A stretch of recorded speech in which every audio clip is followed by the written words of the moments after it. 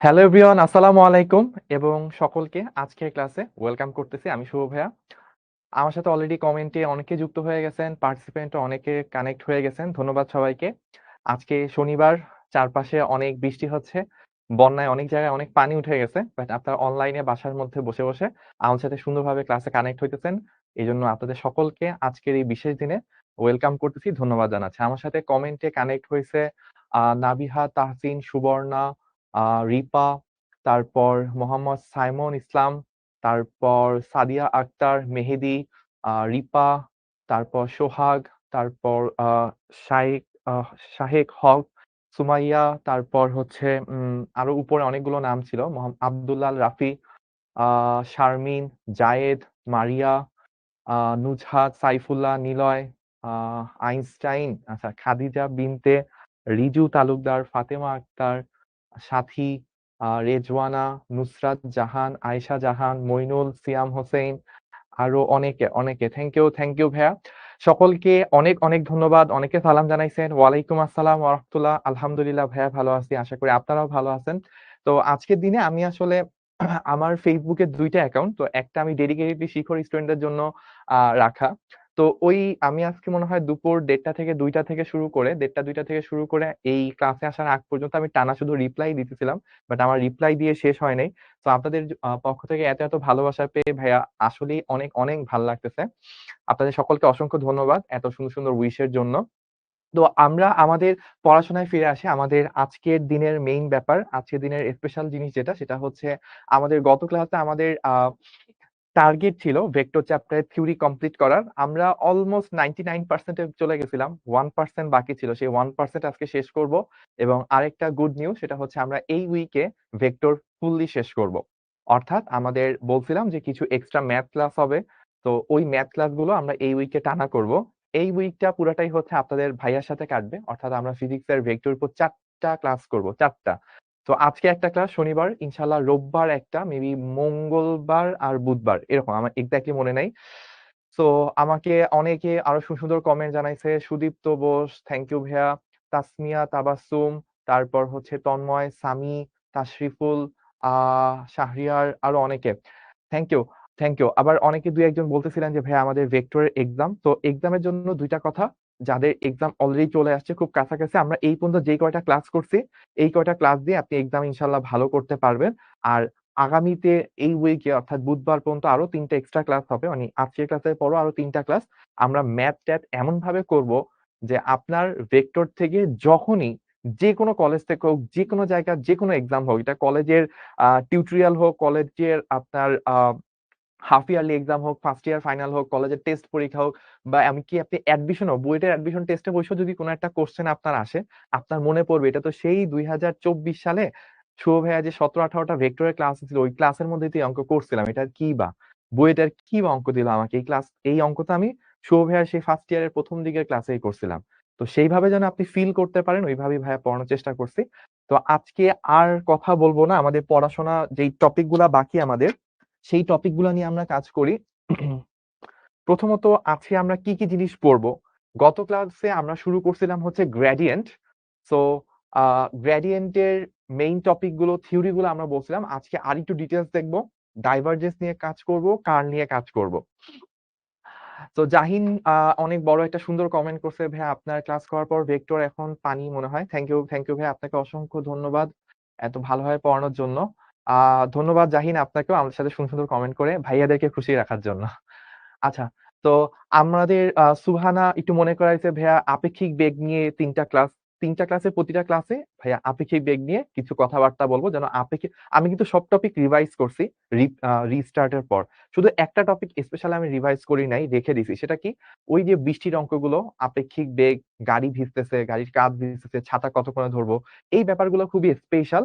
এই ব্যাপারগুলো হচ্ছে আমরা আগামী ৩ টা ক্লাসে, প্রতিটা ক্লাসে ০.৫ ঘন্টা বা ১০-১৫ মিনিট ২০ মিনিট করে প্রত্যেকদিন করব যেন এটা আপনার একেবারে পানি ভাত হয়ে যায়। এবং অনেকে আমাকে পার্সোনালি মেসেজ দিয়ে হচ্ছে মেসেজ দিয়েছেন আমি হয়তো ভাইয়া রিপ্লাই দিতে পারি নাই, কারণ অসংখ্য মেসেজ আছে। চাইলেও ভাইয়ার পক্ষে সবগুলো রিপ্লাই দেওয়া সম্ভব না। বাট একটা কথা বলি, অনেকেই এই মেসেজটা দিয়েছেন যে ভাইয়া আমরা ক্লাস বুঝি, আলহামদুলিল্লাহ খুবই ভালো। ম্যাথ করতে গেলেও প্রথম দিকে যেটা হইতো, প্রথম দিকে মেসেজ আসতো ভাইয়া ম্যাথ করতে গেলে অনেক ম্যাথ পারি না। বাট রিসেন্ট ডেতে যেটা আসে ভাইয়া ম্যাথ করতে গেলে 80% 90% ম্যাথ পারি, অল্প ২-১ টা ম্যাথ পারি না। তো আমি আপনাকে দায়িত্ব নিয়ে গ্যারান্টি দিচ্ছি যে ইনশাআল্লাহ আমাদের এই উইকের পর যখন আমরা পুরো ভেক্টরটা শেষ করে ফেলবো উইথ ম্যাথ, আপনি বইয়ের যে কোনো ম্যাথে যখন হাত দিবেন আপনার কাছে সেই ম্যাথটা ইজি লাগবে ইনশাআল্লাহ। যদি আপনি ক্লাসগুলো মনোযোগ দিয়ে করেন, যে কোনো ম্যাথ রিলেটেড টু ভেক্টর আপনার কাছে ইজি লাগবে। একটা জাস্ট কথা বলে রাখি, অ্যাডমিশনে কিছু প্রবলেম আসে, যেই প্রবলেমগুলো একটা চ্যাপ্টারের সাথে আরেকটা চ্যাপ্টার রিলেট করে দেয়। ধরেন আপনার ভেক্টরের সাথে নিউটনিয়ান মেকানিক্সকে রিলেট করে অঙ্ক দেওয়া পসিবল। সেই অঙ্ক হয়তো ভাই আপনি এখন পারবেন না। কারণ আমরা তো সামনে নিউটনিয়ান মেকানিক্স পড়বো যে কোয়ার্টার 2 তে। তখন আপনি সেগুলোও পারবেন। বাট ঐরকম অঙ্ক খুব হাতে গোনা ৪-৫ টা। ওগুলো বাদ দিলে বাদবাকি ভেক্টরের যত প্রবলেম আছে ইনশাআল্লাহ এই বুধবার পর্যন্ত যারা ক্লাসগুলো রেগুলারলি করবেন আপনার জন্য ক্লিয়ার হয়ে যাবে। এইটা হচ্ছে ভাইয়া দায়িত্ব নিয়ে বলতেছি ইনশাআল্লাহ। তো আমরা আমরা হচ্ছে আমাদের আজকের দিনের পড়াশোনা শুরু করি। আজকের পড়াশোনার শুরুতে সেই স্ট্র্যাটেজি যেটা ভাইয়া সবসময় ফলো করতে বলি আপনাদেরকে, সেটার ছবি দেওয়া। তো আমাদের পড়াশোনা চলতেছিল কোথায়? গ্রেডিয়েন্টে। আমরা কাজ করতেছি হচ্ছে গ্রেডিয়েন্ট।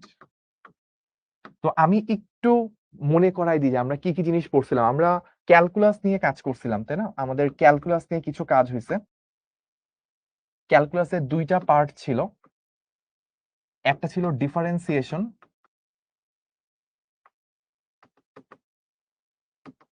আর আরেকটা ছিল কি? ইন্টিগ্রেশন।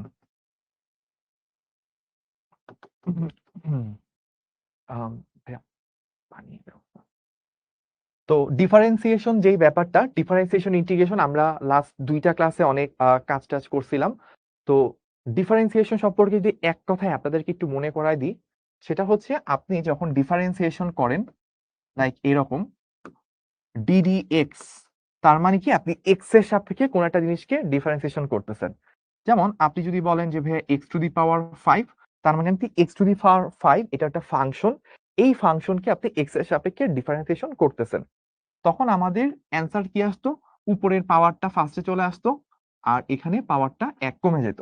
এভাবে আমরা ডিফারেন্সিয়েশন করতাম।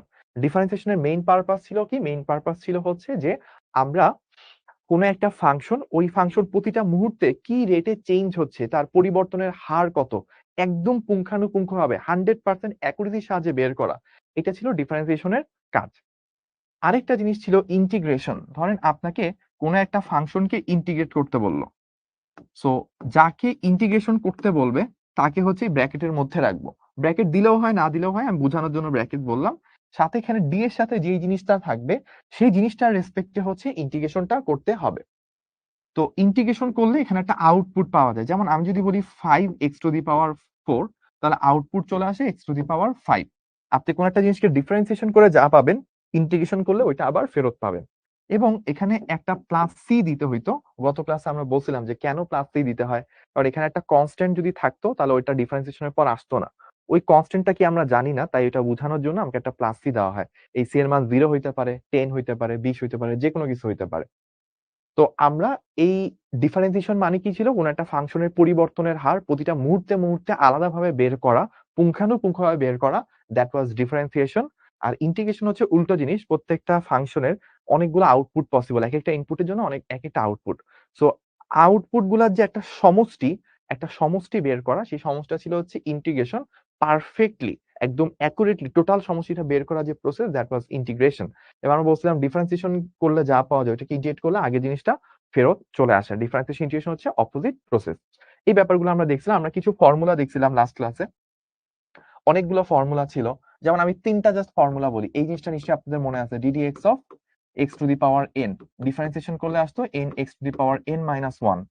তারপর আপনি যখন ddx অফ sin x করতেন আপনার অ্যান্সার চলে আসতো কি? cos x। আপনি যদি ddx অফ ln x করেন আপনার অ্যান্সার চলে আসবে হচ্ছে কি 1/x। আপনি যদি ddx of e to the power x করেন আপনার অ্যান্সার চলে আসবে e to the power x। এই ছিল সিস্টেমটা।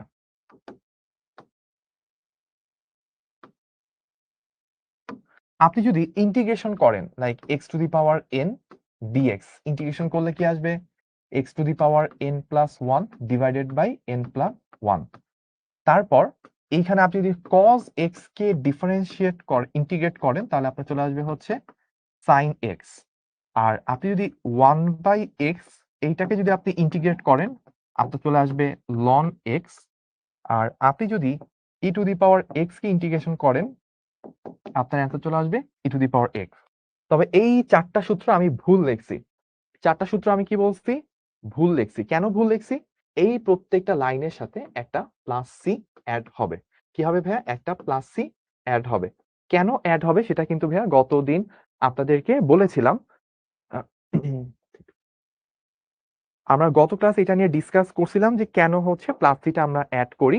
বিকজ আমাদের যদি এখানে কোনো একটা কনস্ট্যান্ট থেকে থাকে, মানে আমি এই জিনিসটার সাথে আগে যদি ডিফারেন্সিয়েশনের আগে একটা কনস্ট্যান্ট থেকে থাকে সেটা হচ্ছে আমরা নাও পেতে পারি ইন্টিগ্রেশন করে। সো আমরা তো জানি না ডিফারেন্সিয়েশনের আগে কোনো কনস্ট্যান্ট ছিল কিনা, ওইটা বোঝানোর জন্য আমরা একটা প্লাস সি দিয়ে থাকি।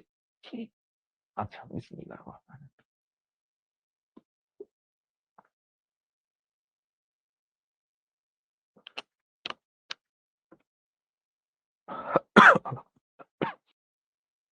আচ্ছা, এর মধ্যে আপনাদের একটা কনফিউশন ভাইয়া ক্লিয়ার করি। কনফিউশন,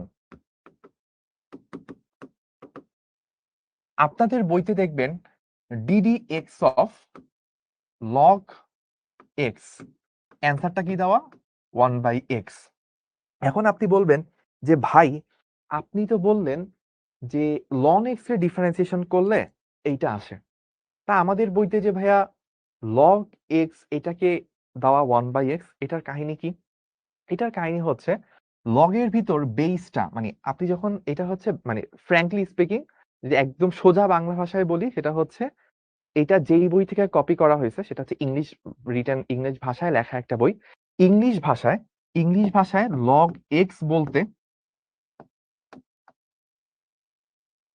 লগ ই এক্স যা কিনা লন এক্স বোঝায়। তো এইটা কোথায়, এটা একটু সাইড দিয়ে লিখে দিই ভাইয়া, নয় আপনি পরে ক্লাস নোট দেখে কনফিউজড হয়ে যাবেন।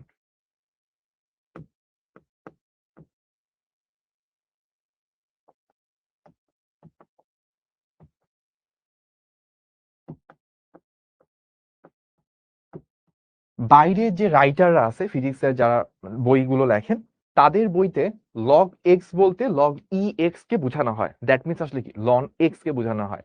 ওই কারণে বাইরের দেশে যতগুলো বই আছে সবগুলোতে লগ এক্স এর ডিফারেন্সিয়েশন করলে ওয়ান বাই এক্স লেখা থাকে, এবং আমাদের বইতে ওইটাই কপি করছে অনেক বইতে।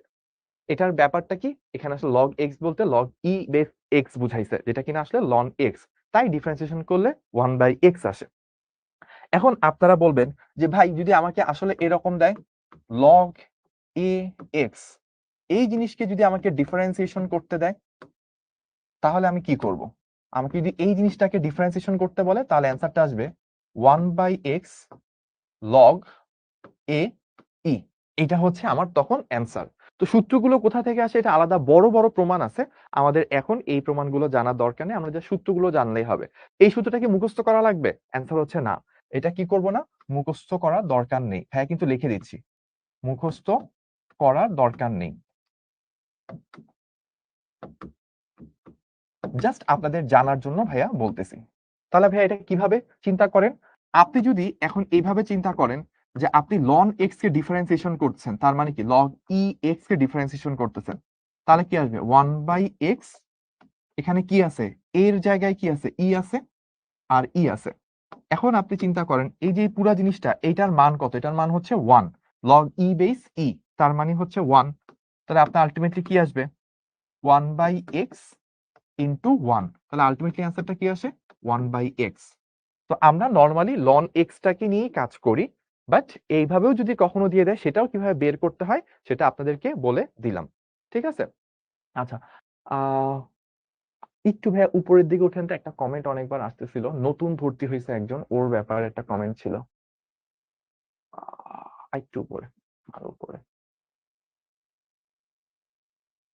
আচ্ছা, ওকে।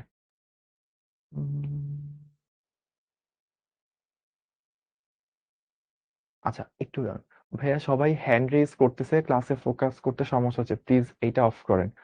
এটা কি অফ করার কোনো সিস্টেম আছে? আচ্ছা, আমাকে একজন সাজেশন জানাইছে, সামি। ও বলছে ভাইয়া সবাই হ্যান্ড রেজ করতেছে, এই কারণে ফোকাস করতে একটু কষ্ট হচ্ছে। আচ্ছা, হোসেনের কমেন্ট একটু দেখবো।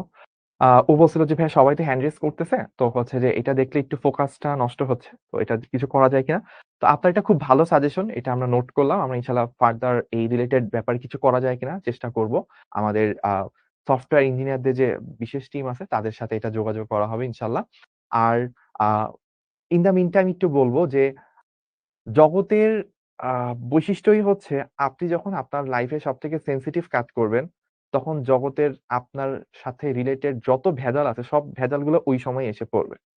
আপনি ধরেন একটু পর পরীক্ষা দিতে যাবেন, ০.৫ ঘন্টা টাইম আছে রিভাইজ দেওয়ার। ওই সময় দেখবেন আপনার সবথেকে প্রিয় বন্ধুটা ফোন দিছে। ওই সময় আপনার আম্মা আপনাকে বলছে, "এই তুই এটা কই রাখছিস?" আপনার ধরেন হচ্ছে যে হলের বড় ভাই বলছে, "এই তুই আমার ওইটা দেস নাই কেন?" মানে যত ধরনের ভেজাল আছে ওই সময় হচ্ছে এসে লাগে। এবং খেয়াল করেন আমরা যখন নামাজ পড়ি মানে সেটা সবথেকে ইম্পোর্টেন্ট টাইম। দিনে হয়তো ৫ বেলা নামাজ পড়তে হয়। প্রতি বেলায় হয়তো ১০ মিনিট ১৫ মিনিট করে লাগে। বাট স্পেশালি ফরজ নামাজটার সময়, ওই সময় দেখবেন শয়তান এক্কেবারে জগতের যত চিন্তা আছে সবগুলাকে একসাথে এনে ওই পয়েন্টে ফোকাস করে। কিন্তু আমরা এজ এ মুসলিম আমরা কিসের জন্য ট্রেইনড? আমাদেরকে আল্লাহ পাক আগেই বলে দিছে, তুমি যখনই কোন স্পেশাল কাজ করতে যাবা, যখনই সবথেকে গুরুত্বপূর্ণ কাজ করতে যাবা, তখনই হচ্ছে তোমার কনসেন্ট্রেশন ব্রেক করার জন্য সবচেয়ে বেশি চেষ্টা করতে হবে। এবং তোমাকে ধরেই নিতে হবে যে তোমার সবথেকে ইম্পোর্টেন্ট মুহূর্তে তোমার কনসেন্ট্রেশন ব্রেক করে তোমাকে ডাইভার্ট করার জন্য তোমাকে সবচেয়ে বেশি চেষ্টা করা হবে। এবং তোমার কাজ কি হবে? কিন্তু ওই মোমেন্টে তুমি যেন ডাইভার্ট না হয়ে তুমি ফোকাস থাকতে পারো, সেজন্য তোমাকে হার্ড ওয়ার্ক করে যেতে হবে। এবং আল্লাহ পাক এটাই আমাদের কাছ থেকে চান যে আমরা কি সেই হার্ড ওয়ার্কটা, সেই এফোর্টটা দিতে পারি কিনা। এই কারণে নহলে আ যারা মেডিটেশন করে, মেডিটেশনের ১ম স্টেজ গুলা কি হয়? চোখ বন্ধ করে ধ্যান করে। যখন মেডিটেশনের একদম হাইয়েস্ট লেভেলে চলে যায়, তখন কি করতে হয়? তখন হচ্ছে চোখ খোলা রাইখা ধ্যান করতে হয়। চোখ খোলা রেখে আপনি অন্য জগতে চলে যেতে হয়। তো নামাজেও তো আপনি ওয়ান কাইন্ড অফ মেডিটেশন করতেছেন। কিন্তু নামাজে কেন আপনাকে চোখ খোলা রাখতে হয়? চোখ বন্ধ রাখলে কিন্তু নামাজটা মাকরু হয়ে যায়। তো কেন আপনাকে চোখ খোলা রেখেই নামাজ পড়তে বলল আল্লাহ? কারণ আল্লাহ পাক চাচ্ছে আপনি প্রত্যেকটা দিন, প্রত্যেকটা মুহূর্তে আপনি যেন স্পেশালি প্রত্যেকটা দিনের নামাজের মুহূর্তগুলোতে আপনি যেন হাইয়েস্ট লেভেল অফ মেডিটেশন এ চলে যেতে পারেন। সো দ্যাট আপনার কনসেনট্রেশন ব্রেক না হয়। আপনি যদি ওই জিনিসটা অ্যাটেইন করে ফেলেন, আপনার পড়াশোনার সময় আপনি মোবাইলে ক্লাস করতেছেন, অ্যাপে দেখতেছেন, ল্যাপটপে দেখতেছেন, আপনার Facebook এ একটা নোটিফিকেশন আসছে, আপনার YouTube এ একটা সুন্দর ভিডিও সাজেশন আসছে। ওই জিনিসগুলো যেন আপনাকে ডিস্ট্রাক্ট করতে না পারে। এটা লেসন আপনি কোত্থেকে পাবেন? ওই যে নামাজের মধ্যে সবকিছু মাথায় আসবে। তারপর এটাকে সরায় রেখে ওই দিকে তাকায় আপনাকে ফোকাস করা লাগবে। হোসেইন বলছে, "স্যার নতুন ভর্তি হইছি তাই অনেকগুলো প্রায় ৬ টা ক্লাস করতে পারিনি। এখন এই ক্লাসটা কিভাবে করব?" আ অবশ্যই ক্লাস করবেন। আগের ক্লাস না দেখে পরের ক্লাস লাইভ দেখার দরকার নাই। এটা ভাইয়া নিরুৎসাহী করব। আপনাকে যেটা করতে হবে যে সামনে পূজার ছুটি আসতেছে, আমাদের কোয়ার্টার ব্রেক আসতেছে। এই সময়টাতে আপনি অনেক বেশি এফোর্ট দিয়ে যেগুলো মিস গেছে ওগুলো আপনি কভার করে ফেলবেন। আর আপাতত আপনার জন্য সাজেশন হবে লাইভ ক্লাসটা একটু না করে হলেও রেকর্ড টাস্কগুলো যত দ্রুত টেনে টুনে হলেও শেষ করা যায় সেটা একটু মেইনটেইন করবেন। ঠিক আছে, আমরা তাহলে গত দিনের কিছু জিনিস একটু রিভিউ করে ফেললাম। এবার আসি গ্রেডিয়েন্ট সম্পর্কে কি ছিল? আমরা কি জানছিলাম গ্রেডিয়েন্ট এর ব্যাপারে? সো গ্রেডিয়েন্ট এর ব্যাপারে যদি বলতে চাই, আমরা একটা অপারেটর শিখছিলাম। এই অপারেটরটার নাম ছিল কি? ন্যাবলা। Nabla operator. এটা বলছিলাম একটা ফাংশনের মতো। সো এই ফাংশনটা এটা একটা ভেক্টর অপারেটর। এটা দেখতে হয় এরকম I del del x, J del del y plus K del del z। ঠিক আছে? তো এই হচ্ছে আমাদের অপারেটরটা। এই অপারেটরটার ইনপুট কি ছিল? ইনপুট ছিল হচ্ছে একটা স্কেলার রাশি। আর আউটপুট কি ছিল? আউটপুট ছিল হচ্ছে একটা ভেক্টর রাশি। সো আমরা এইটা রিলেটেড একটা এক্সাম্পল করি, একদম পানি ভাত হয়ে যাবে। তারপর আমরা নেক্সট এ মুভ করব। তো ধরেন আমাকে বলছে যে একটা ফাংশন দিয়ে দিল phi x y z cube. ঠিক আছে? x y z কিউব এটা একটা ফাংশন। আমাকে বলছে কি ফাই অফ সরি এই জিনিসটার গ্রেডিয়েন্ট, এটা একটা স্কেলার ফাংশন। এই ফাংশনটার গ্রেডিয়েন্ট বের করতে হবে কোন পয়েন্টে? 1, 2, 3 বিন্দু। এই বিন্দুতে এটার মান কত এটা বের করতে বলছে। তাহলে এই হচ্ছে আমাদের প্রশ্ন। চলেন আমরা সলভ করব। তাহলে কিভাবে সলিউশনে যাওয়া যায়? আমরা সলিউশনে যাই, চলেন।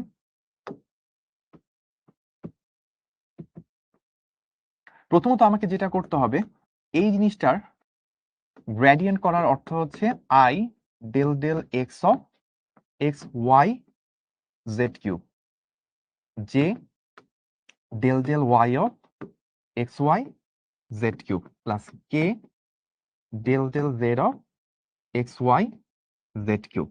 প্রত্যেকটা অপারেটরের মানে সাপেক্ষে এটাকে ডিফারেন্সিয়েট করতে হবে। এক্স এর সাপেক্ষে করতে হবে, ওয়াই এর সাপেক্ষে করতে হবে, জেড এর সাপেক্ষে ডিফারেন্সিয়েশন করতে হবে।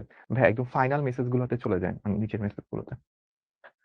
তাহলে আমরা যখন ডিফারেন্সিয়েশন করব কি আসবে? এক্স এর সাপেক্ষে যখন ডিফারেন্সিয়েশন করব, শুধু এক্স কে ডিফারেন্সিয়েশন করব, ওয়াই আর জেড গুলোকে আমি কনস্ট্যান্ট চিন্তা করব। তাহলে এক্স কে ডিফারেন্সিয়েশন করলে কি হয়? 1 হয়, আর এখানে ওয়াই জেড কিউব কনস্ট্যান্ট, এটা অবশিষ্ট রয়ে যায়। যখন আমি ওয়াই এর সাপেক্ষে ডিফারেন্সিয়েশন করতেছি, এক্স এবং জেড কিউব এগুলো হচ্ছে কনস্ট্যান্ট, শুধু ওয়াই কে করলে 1 থেকে যায়, so x z cube plus Z এর সাপেক্ষে যখন ডিফারেন্সিয়েশন করব তখন হচ্ছে এক্স ওয়াই হচ্ছে কনস্ট্যান্ট থাকবে, আর জেড কিউব কে করলে 3z স্কয়ার চলে আসবে। তাহলে আলটিমেটলি আমরা কি পেলাম? আলটিমেটলি আমরা পেলাম y z cube i cap plus x z cube j cap plus 3xyz square k cap. এইটুকু আমরা পেয়ে গেলাম। এখন আমাদেরকে ফাইনাল যেটা বের করতে হবে, তো এই মানটা আমরা বের করব কোন পয়েন্টে? 1 2 3 পয়েন্টে, 1 2 3 পয়েন্টে। তাহলে আমরা হচ্ছে 2 into 3 cube i plus 1 into 3 cube j plus 3 into 1 into 2 into 3 square কে। এই জিনিসটা আমরা এখান থেকে পেয়ে গেলাম। সো আমাকে অলরেডি করে ফেলছে, সে যদি অলরেডি বলেছে 54 27 18 কে। তো আমি একটু ওর সাথে সাথে মিলাই। তাহলে এখানে কত আসে? 9 সরি 27 গুণে 54, গুড 54 আই। তারপর এখানে কি আসে? 3 তিরিকা 9, 3 নং 27, দ্যাট মিনস 27 জে। আর ওইখানে কত আসছে? 9 আর 9, তাহলে তো 27 কে আসে। আমি যতটুকু, আই এম নট রং।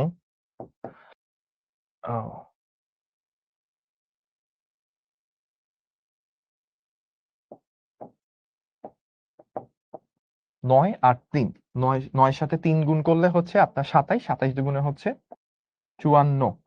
আমার এরকম চলে আসছে। আপনাদের কত কত আসছে আমাকে একটু কমেন্ট করে জানায়েন।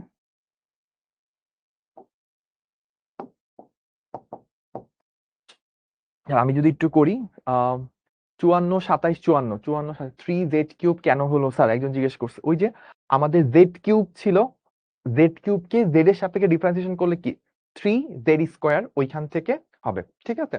আচ্ছা 27 54 27 54 সবার মিলছে, অনেকের মিলছে। থ্যাংক ইউ যারা সুন্দর করে কমেন্ট করে ভাইয়াকে জানাইছেন। আজকের বিশেষ দিনে আপনাদেরকে আবারও ধন্যবাদ জানাচ্ছি। সো আমরা এইটা করে ফেললাম। সো আমাদেরকে যখন কেউ গ্রেডিয়েন্ট বের করতে দিবে, আমরা এভাবে চটচট করে বের করে ফেলবো। তো এই যে এইভাবে বের করা নিশ্চয়ই হচ্ছে আমাদের এইভাবে যে বের করা, এই বের করাটা আমাকে পরীক্ষায় করতে দিবে, এবং যারা যারা এইটুকু করতে পারছেন তারা শিওর থাকেন যে এই টাইপের একটা প্রবলেম আপনাকে পরীক্ষায় পেতে যাচ্ছেন। তাহলে এবার আসি, প্রত্যেকটা জিনিসের ম্যাথসের থেকে ফিজিক্সের গুরুত্ব অনেক বেশি। কেন? এই যে ভাই, সবাই বলে ভাই এখন শুরু করবে। হ্যাঁ ভাই এখন শুরু করতে যাচ্ছি। এই যে এটা একটা জিনিস করলাম, এটা আসলে ম্যাথসের জিনিস। তো ম্যাথমেটিক্সের স্যাররা, ভাইয়ারা, ওনারা হচ্ছে এগুলো প্রথমে ফেস করতে ভয় পায়।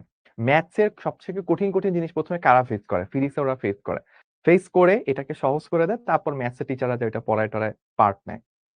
ফিজিক্সের মানুষরাই হচ্ছে সবসময় প্রথম যায়, সব প্রতিকূল অবস্থা, ঘূর্ণিঝড় টর্নেডো যা খাওয়া লাগে ফিজিক্সের মানুষ খায়। এবং ফিজিক্সের মানুষজনকে শুধু ম্যাথই শিখাইতে হয় না, স্পেশালি ফিজিক্সও শিখাইতে হয়। ম্যাথসের মানুষজন এই ম্যাথটা জাস্ট এইটুকু করা শিখাবে, কিন্তু ফিজিক্সের মানুষজন এখানেই থামবে না, তারা এটাকে ফিজিক্স দিয়েও বুঝাবে। কিভাবে? গ্রেডিয়েন্ট একটা অপারেটর, এই অপারেটরটার কাজ হচ্ছে কি করা? একটা ইনপুট নেওয়া, স্কেলার হিসেবে একটা স্কেলার রাশিকে ইনপুট আকারে নেয়, একটা ভেক্টর রাশি আউটপুট আকারে দেয়। যেমন এইটা ছিল একটা স্কেলার রাশি, আউটপুট আমি পাইলাম কি? একটা ভেক্টর রাশি। আচ্ছা, এখন একটা ভেক্টর রাশির কয়টা জিনিস থাকে? একটা ভেক্টর রাশির দুইটা জিনিস থাকে। কি কি? একটা হচ্ছে মান আর একটা হচ্ছে দিক।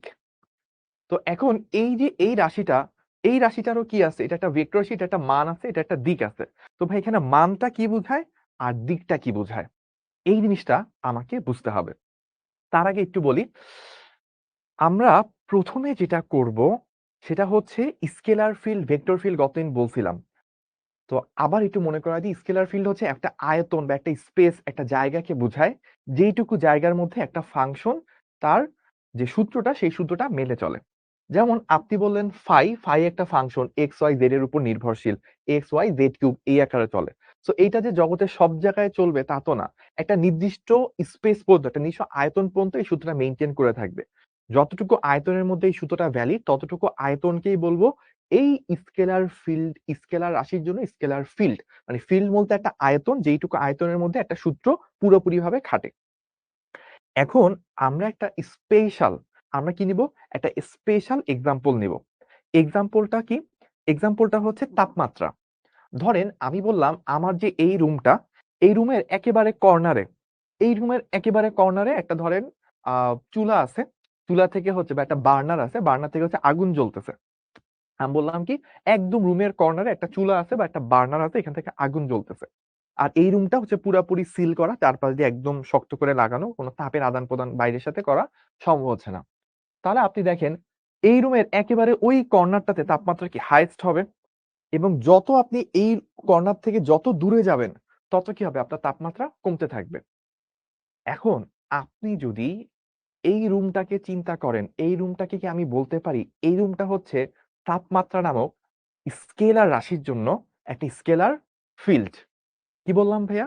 এই রুমটা হচ্ছে তাপমাত্রা নামক স্কেলার রাশির জন্য বা তাপমাত্রার জন্য একটা স্কেলার ফিল্ড।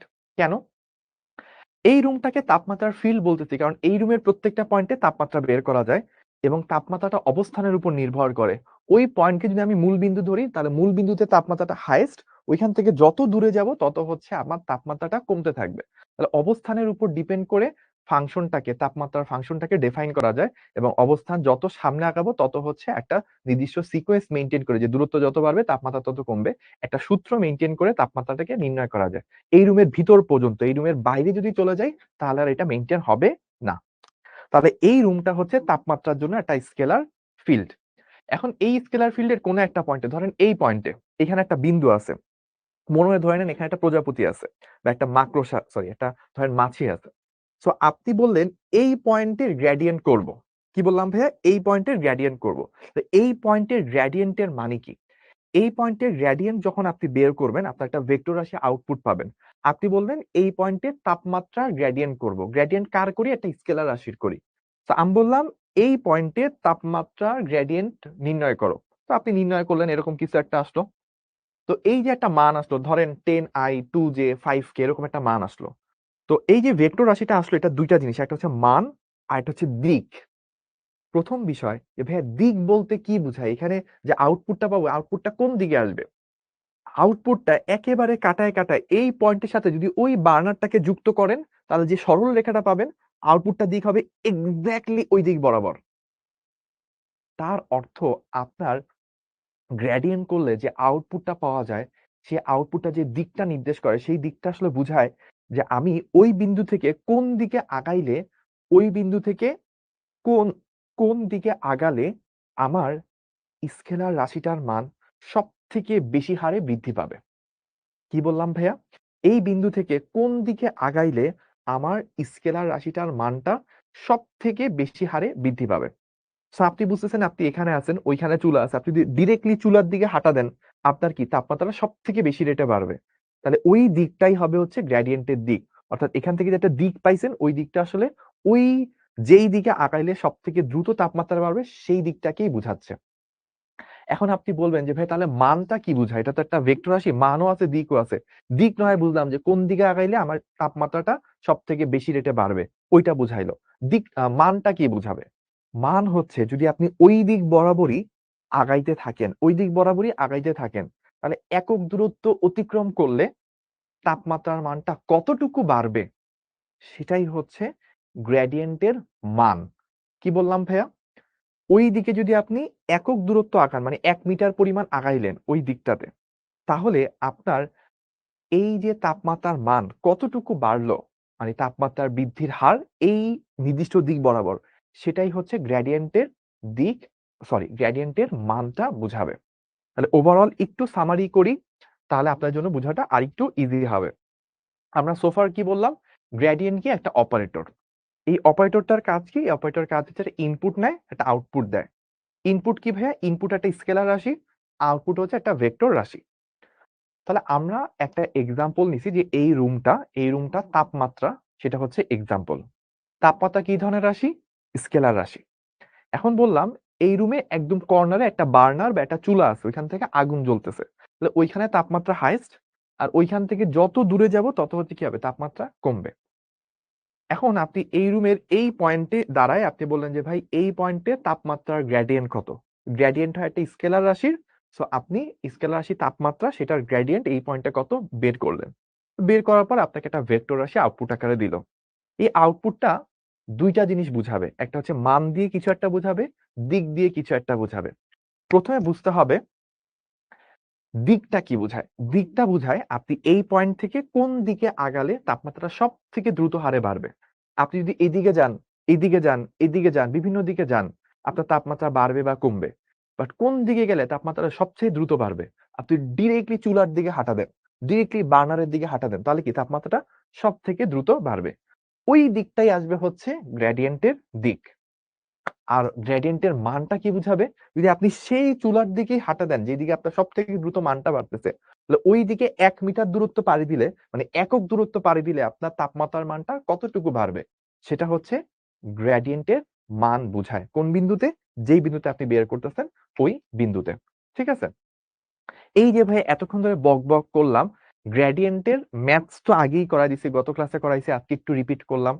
কিন্তু গ্রেডিয়েন্ট বলতে কি বুঝায়, ফিজিক্যাল সিগনিফিকেন্স কি, সেটা এতক্ষণ ধরে বোঝানোর চেষ্টা করছি। কেউ কি এমন আছেন যে ভাইয়া বুঝতে পারছেন? একটু আমাকে কমেন্ট করে বা পোস্ট করে জানায়েন, তাহলে ভাইয়া বুঝতে পারবো। লাইভ ক্লাসে চাইলে কমেন্ট করতে পারেন, এবং ক্লাস শেষে চাইলে আমাদের শিখবো জিতবোতে সুন্দর পোস্ট করতে পারেন। সবার আগে কমেন্ট করছে রিজু তালুকদার, ক্লিয়ার ভাইয়া। তাসফিয়া ক্লিয়ার ভাইয়া, জুনায়েদ ক্লিয়ার, অনেকগুলো ক্লিয়ার চলে আসছে, থ্যাংক ইউ। একটা না আসছে।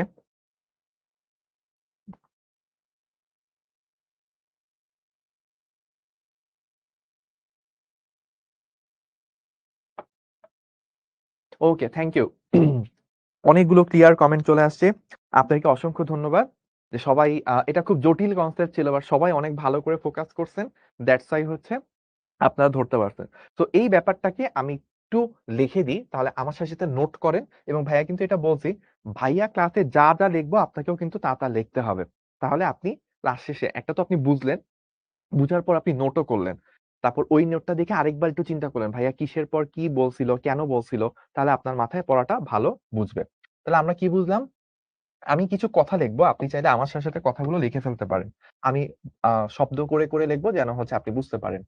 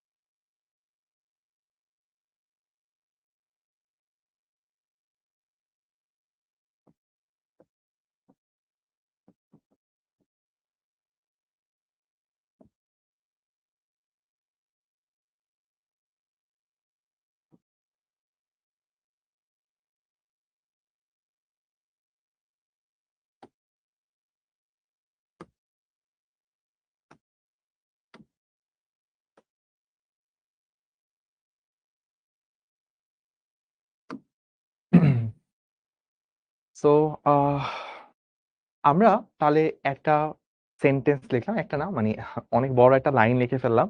বাট এই লাইনটা আপনার জন্য বোঝার জন্য খুবই ইম্পর্টেন্ট। ভাই এতক্ষণ যা যা বুঝাইছি সবকিছু এই লাইনটার মধ্যে আছে। কোনো স্কেলার ফিল্ডের কোনো বিন্দুতে গ্রেডিয়েন্ট নির্ণয় করলে একটি ভেক্টর পাওয়া যাবে। আমরা যে একটু আগে দেখছিলাম না ম্যাথটাতে, ওই যে দেখেন আমরা কি করছিলাম, একটা ভেক্টর পাইছিলাম না? এই যে আমরা 1 2 3 বিন্দুতে বের করছি একটা ভেক্টর পাইছিলাম। তো কি বলছিলাম, যে ভেক্টরটির দিক বোঝাবে যে কোন দিকে আগালে স্কেলার রাশিটি যেমন তাপমাত্রা ওইটার মান সব থেকে দ্রুত বৃদ্ধি পাবে, কোন দিকে গেলে রাশিটার মানটা সব থেকে দ্রুত বাড়ে। এবং এই দিকেই যদি একক দূরত্ব আগাই, 1 মিটার দূরত্ব পাড়ি দিই, তাহলে স্কেলার রাশির মান কতটুকু বৃদ্ধি পাবে, তাই হলো গ্রেডিয়েন্টের ওই বিন্দুতে মান কত, গ্রেডিয়েন্টের মানটা বোঝাবে ওই দিকে একক দূরত্ব আগাইলে কতটুকু স্কেলার রাশির মান বৃদ্ধি পায় সেটা। সো আমি আপনাদের জন্য একটা হোমওয়ার্ক দিব। হোমওয়ার্ক কি, সেটা হচ্ছে আমি একটা এক্সাম্পল দিছি যে তাপমাত্রাকে উদাহরণ হিসেবে নিয়ে আমি আপনাদেরকে গ্রেডিয়েন্টটা এক্সপ্লেইন করছি। আমি আপনাদেরকে হোমওয়ার্ক দিব, এটা আমি লিখবো না, বোর্ডে লিখবো না, আপনাদেরকে বলতেছি, মুখে বলতেছি, যারা লাইভ ক্লাসে আছেন তারা স্পেশালি এই জিনিসটা করবেন। যে ভাই আপনি আপনার মতো করে একটা এক্সাম্পল চিন্তা করবেন তাপমাত্রা বাদে অন্য কিছু, এবং ওই এক্সাম্পল দিয়ে আমাকে বুঝাবেন, বা আপনি একটা চিন্তা এভাবে একটা ক্লাস নোট বা একটা পেজের মধ্যে লিখবেন চিত্র দিয়ে, যে এই হচ্ছে ধরেন আপনার রাশি হইতে পারে বেগ, বেগ তো ভেক্টর, বেগ না হয়তো আপনি ওজন হইতে পারে, ওজনও তো ভেক্টর, ধরেন ভর হইতে পারে, দৈর্ঘ্য হইতে পারে, কোন একটা স্কেলার রাশি দিয়ে আপনি হচ্ছে চেষ্টা করবেন এই গ্রেডিয়েন্টটাকে বোঝানোর। তো এটা আপনার টাস্ক, আপনার হোমওয়ার্ক, যে আপনি গ্রেডিয়েন্টকে এক্সপ্লেইন করবেন অন্য একটা স্কেলার রাশির সাহায্যে। এবং আমাদেরকে অবশ্যই শিখবো জিতবোতে এবং 1826 Q1 গ্রুপে পোস্ট করে জানাবেন আপনি নতুন কি এক্সাম্পল চিন্তা করতে পারলেন। আচ্ছা, তাহলে আমরা এইটুকু পর্যন্ত করে ফেললাম। গ্রেডিয়েন্টের আমি পুরো বিষয়টা একটু যদি সামারি করি, আমরা কি কি দেখছি। প্রথমত আমরা দেখছি গ্রেডিয়েন্ট এখান থেকে শুরু করছিলাম।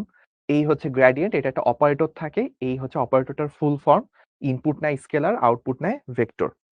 এবং এইখানে আমরা একটা এক্সাম্পল চিন্তা করছি, আপনাকে এরকম একটা ফাংশন দেওয়া থাকবে, আপনি এরকম ডিফারেন্সিয়েশন করবেন, পার্শিয়াল ডিফারেন্সিয়েশন বলে এটাকে, এটা মাথায় রাখবেন। এই গ্রেডিয়েন্ট করা মানে হচ্ছে, গ্রেডিয়েন্ট হলো পার্শিয়াল ডিফারেন্সিয়েশন, গ্রেডিয়েন্ট হলো পার্শিয়াল ডিফারেন্সিয়েশন।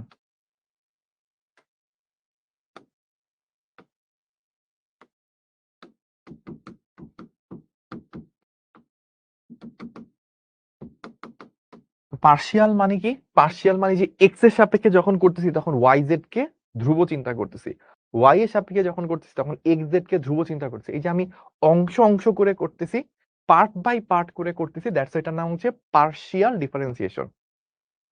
পার্শিয়ালের মানে কি বুঝছেন? এবার আসেন যে ভাই আপনি এটাকে স্পেশাল মানে হচ্ছে কি, স্পেশাল মানে হচ্ছে space related, space related. So আপনি ডিফারেন্সিয়েশনটা কার সাপেক্ষে করতেছেন, এক্স এর সাপেক্ষে, ওয়াই এর সাপেক্ষে, জেড এর সাপেক্ষে। এক্স ওয়াই জেড এগুলো কি অবস্থান না? অবস্থানকে ইংলিশে কি বলে, স্পেস। অবস্থানকে ইংলিশে স্পেস বলে, স্পেসের সাপেক্ষে ডিফারেন্সিয়েশন করতেছেন, দ্যাটস এ স্পেশাল ডিফারেন্সিয়েশন। তাহলে গ্রেডিয়েন্টের আরেকটা নাম কি, পার্শিয়াল স্পেশাল ডিফারেন্সিয়েশন। এবং এইটার মান কি বোঝায়, দিক কি বোঝায়, সেগুলো আমরা এক্সপ্লেইন করছি উদাহরণ দিয়ে, এক্সাম্পল দিয়েও ম্যাথ করে দেখাইছি। এবার আমরা পরের টপিকে চলে যাব। পরের টপিকটার নাম কি, পরের টপিকটার নাম হচ্ছে গ্রেডিয়েন্টের পর ডাইভারজেন্স। সো ডাইভারজেন্সের ক্ষেত্রে দুইটা জিনিস মাথায় রাখবো, একটা হচ্ছে ইনপুট, ইনপুট কি, ইনপুট হচ্ছে ভেক্টর, আউটপুট কি, আউটপুট হচ্ছে স্কেলার। সো দুইটা জিনিস মাথায় রাখলাম, একটা হচ্ছে ইনপুট আর একটা হচ্ছে আউটপুট। তাহলে ইনপুটটা কি, ইনপুট হচ্ছে একটা ভেক্টর, আউটপুট কি, আউটপুটটা হচ্ছে একটা স্কেলার।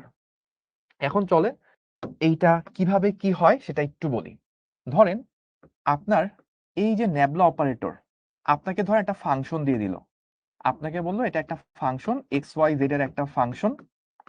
এই ফাংশনটা ধরেন এরকম বলল, যে ভাই বলল 2x² y i প্লাস ধরেন বললো যে y² j প্লাস ধরেন বললো যে 20k, এই ধরনের একটা ফাংশন আপনাকে দিয়ে দিল, ঠিক আছে। এখন আপনার এই ফাংশনটা কি ধরনের ফাংশন? Vector function. এটা কি ফাংশন? এটা একটা ভেক্টর ফাংশন।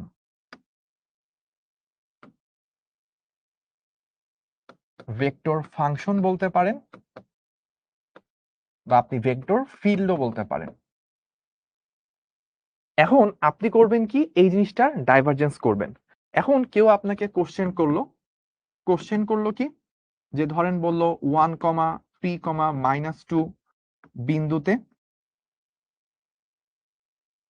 v এর ডাইভারজেন্স নির্ণয় করো।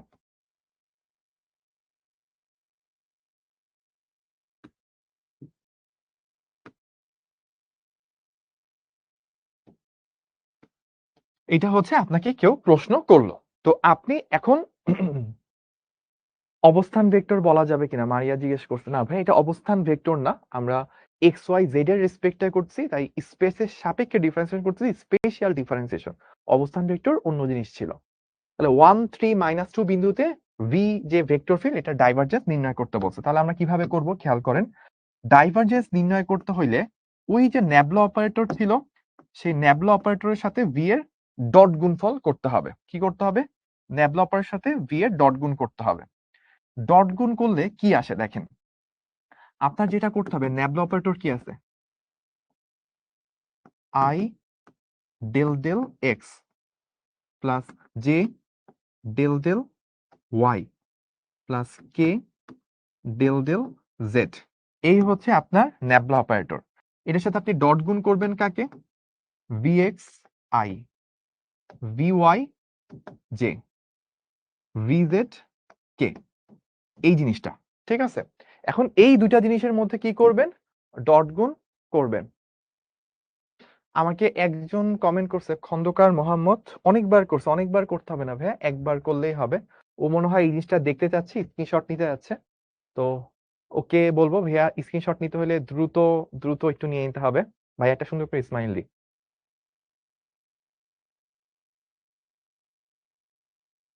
ওকে, আগের স্লাইডটাও চাইছে। ওকে, আগের স্লাইডে ভাইয়া কই দাঁড়াবো? এই যে ভাইয়া ধরেন এখানে দাঁড়াইলাম।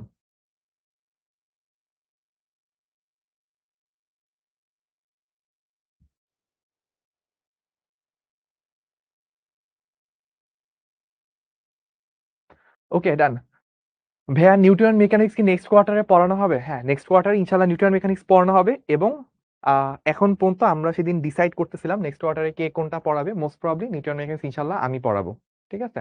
গতিবিদ্যা জিমি ভাই পড়াবেন ইনশাল্লাহ, আর নিউটন মেকানিক্স আমি পড়াবো। এইটুকুই হচ্ছে আমাদের হচ্ছে যে সোফার আমরা ডিসাইড করছি বা চিন্তা ভাবনা করছি। বাকিটা ইনশাল্লাহ নেক্সটে দেখা যাবে আমরা কে কি করতে পারি। তো এবার একটু আপনাদেরকে একটা জিনিস মনে করাই দিই, দেখি আপনাদের মনে আছে কিনা। আহ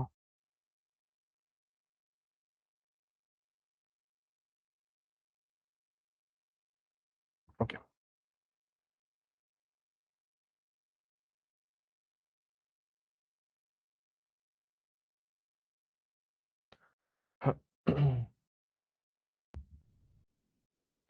আমরা এইরকম কিছু জিনিস কাজ করছিলাম, আপনাদের মনে আছে কিনা আমি জানি না।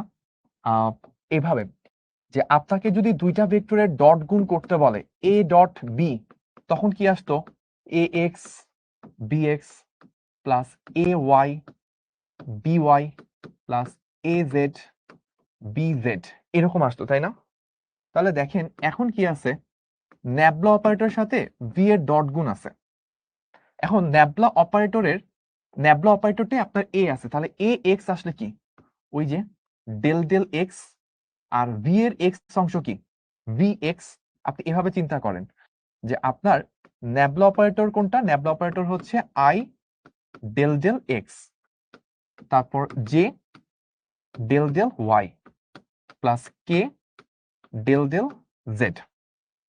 আর আপনার ভি ভেক্টরটা কি? ভি ভেক্টরটা হচ্ছে আপনার i v x plus j v y plus k v z. এভাবে ধরেন আপনাকে ভেক্টর দিয়ে আছে। তাহলে আপনার ব্যাপারটা কি আলটিমেটলি? এইটা আপনার কি? এই জিনিসটা হচ্ছে আপনার এ এক্স, এইটা আপনার কি? বি এক্স, এইটা কি? এটা হচ্ছে আপনার এ ওয়াই, এইটা কি আপনার বি ওয়াই, এইটা কি আপনার এ জেড, এইটা কি আপনার বি জেড। তাহলে আমরা ডট গুণ করলে কি পাইতাম ভাইয়া? A x b x, a y b y, a z b z. তাহলে আমি যখন এই দুইটা ডট গুণ করব তখন আসলে কি আসবে? A x b x, that means del del x of v x. তারপর কি আসবে? এ ওয়াই বি ওয়াই, তাহলে del del y of v y. তারপর কি আসবে? A z b z, that means del del z of v z. এইভাবে হচ্ছে এই জিনিসটা অপারেট করবে। এইটুকু কি বুঝতে পারছেন কিভাবে হয়েছে? আচ্ছা, অলরেডি সাদমান শিহাব আমাকে করে অ্যান্সারও বলেছে যে ভাই অ্যান্সার হবে 18, 18 করে ফেলছেন। আপনারাও কি করে ফেলছেন? আপনার মানে আমার আগেই কি করে ফেলছেন কিনা? নামাজের ব্রেক, ইনশাল্লাহ আমরা নামাজের ব্রেক দ্রুত দিব। আমার এখানে এখনো আজান পড়ে নাই, তো আমরা আজান পড়লে 5 মিনিট 7 মিনিটের মধ্যে ইনশাল্লাহ দিয়ে দিব ব্রেকটা। তাহলে আমাদের এইখানে যখন কাজ করব আলটিমেটলি অ্যান্সারটা কি আসবে? আলটিমেটলি অ্যান্সার আসবে হচ্ছে del del x of v x plus del del y of v y plus del del z of v z. ঠিক আছে? এখন আমরা দেখি ভি এক্স আমার কতটুকু বা ভি এক্স আমার কোনটুকু। এই যে এইখানে আমরা যে পোর্শনটা পাচ্ছি এইটা হচ্ছে আমার ভি এক্স, আই এর কম্পোনেন্ট যেটা, এইটুকু হচ্ছে আমার ভি ওয়াই, আর জেড এর কম্পোনেন্ট যেটা এটা হচ্ছে আমার ভি জেড। তাহলে আমরা যদি ডিফারেন্সিয়েশনটা করে ফেলি তাহলে আমাদের কি আসে দেখি? Del del x of v x এর জায়গায় কি 2x স্কয়ার ওয়াই, তারপর ডেল ডেল ওয়াই অফ আমরা কি পাচ্ছি? Y square plus del del z of আমরা কি পাচ্ছি? 20। আচ্ছা, এবার ডিফারেন্সিয়েশন যখন করব 2 তো কনস্ট্যান্ট বাইরে থাকবে, এক্স স্কয়ার কে করলে কি হয়? 2x, ওয়াই কে করলে কি হয়? ওয়াই তো একটা কনস্ট্যান্ট, এক্স এর সাপেক্ষে করলে ওয়াই কি হয়? ধ্রুব থাকে, প্লাস ওয়াই স্কয়ার কে ডিফারেন্সিয়েশন করলে কি আসবে? ওয়াই স্কয়ার কে ডিফারেন্সিয়েশন করলে আসবে 2y। জেড, জেড এর সাপেক্ষে কাকে ডিফারেন্সিয়েশন করব? 20, 20 একটা কনস্ট্যান্ট, তাহলে ডিফারেন্সিয়েশন করলে রেজাল্টটা কি আসবে? 0 আসতেছে। আচ্ছা, তাহলে আমরা এইটুকু করে ফেললাম।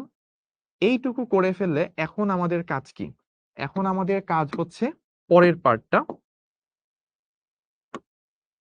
আমরা যদি একটু সাজাই লিখি, সাজাই লিখলে কি আসতেছে? 2 দুগুণে 4, দ্যাট মিনস 4x y, তারপর হচ্ছে প্লাস 2y।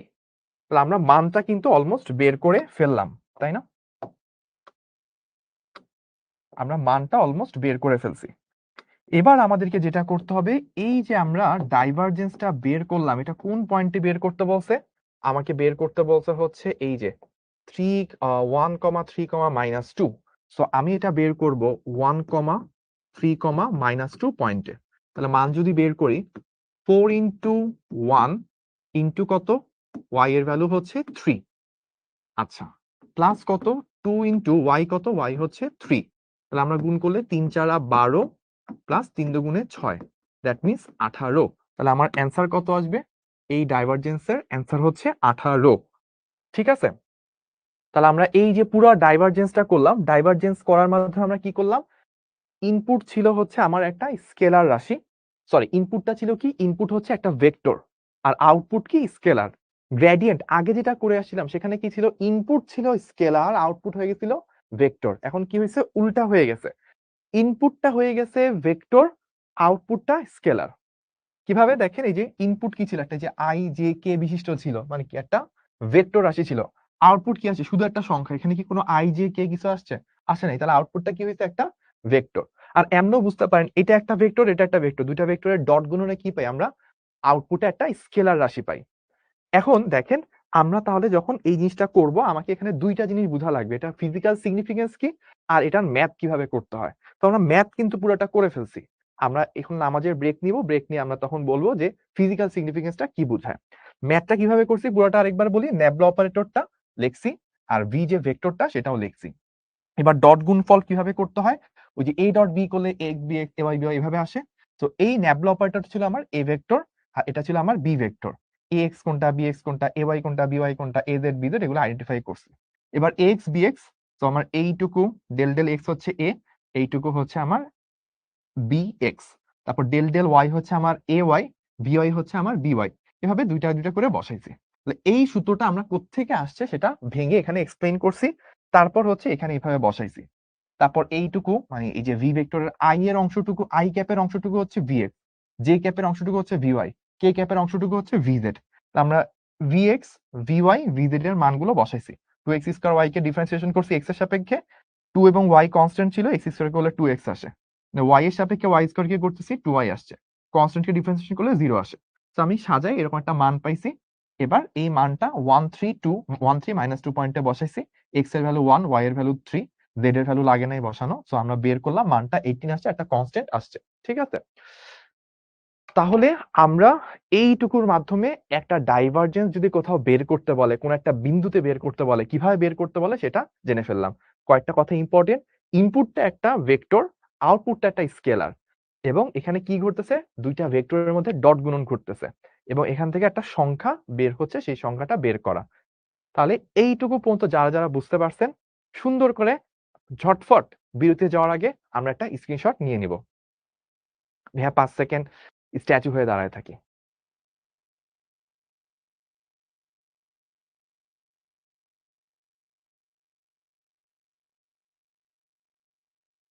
ওকে, তাহলে আমরা এখন নামাজের বিরতিতে যাচ্ছি। আর যাদের এই প্রবলেম গুলো ভালো বুঝতে পারছেন তারা যেটা করবেন, আমাদেরকে একটু শিখবো জিতবোতে শেয়ার করবেন আর একটা সুন্দর স্ক্রিনশট দিয়ে, যে এই কনসেপ্টটা আপনাদের ক্লিয়ার হয়েছে কিনা। তো এখন নামাজের ব্রেক, আমরা নামাজের ব্রেকে যাচ্ছি।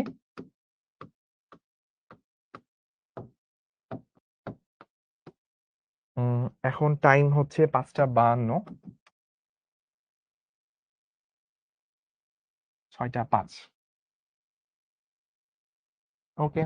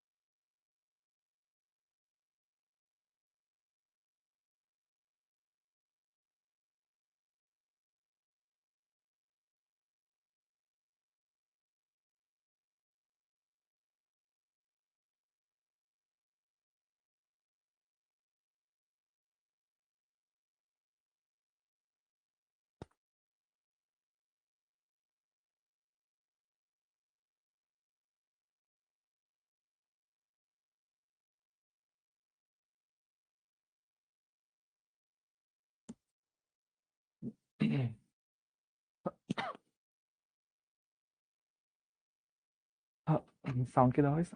ওকে।